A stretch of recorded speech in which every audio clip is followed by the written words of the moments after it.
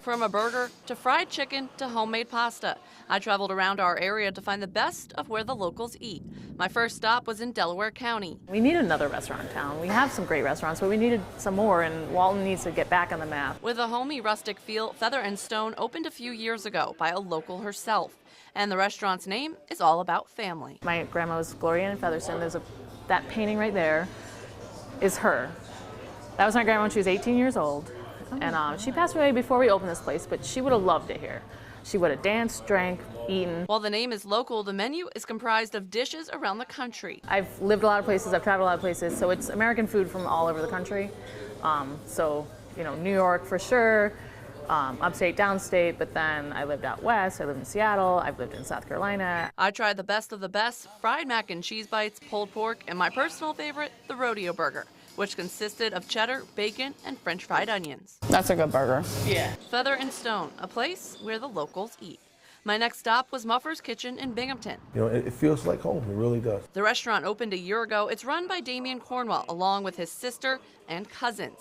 They named it after their grandmother, Muffer. My grandmother and my grandfather came up from Bessemer, Alabama in the 30s. And we thought just to honor them and honor her, why not do something nice and then have some overshot for the community as well. So that's why we have a lot of our meals that are $10. The small menu consists of soul food.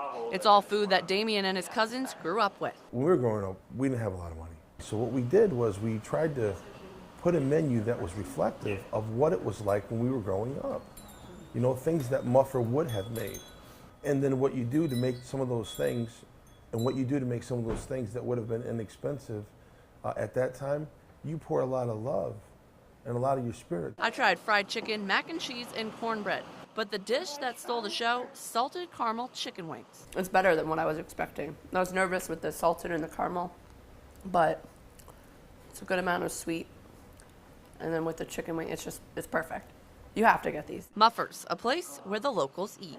My next stop, Donoli's in Apalachin. Me and my wife obviously have been running it for years, and now we're leaning toward the second generation. The Fargnolis opened Donoli's 27 years ago, and now they're handing the ropes to their daughter. Working together with him, it's really improved our bond, and I couldn't have expected that in going into this position. I was very nervous at first. The Italian menu is endless, but they're always spicing it up. We just recently started doing homemade fettuccine, so it's been featured a couple times now as Marina's homemade fettuccine, and we serve it with our homemade meatballs. And it's quite a bit of labor, let me tell you, but I really enjoy it. Something they're known for, as you can see by the sign outside the restaurant, their prime rib. It's delicious.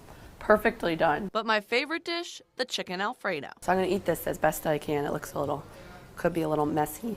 That is absolutely amazing.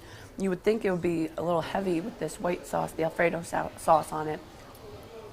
It's not at all. 3 counties, 3 local joints, all with a family touch, and all where the locals eat. Emily DeVito, 12 News.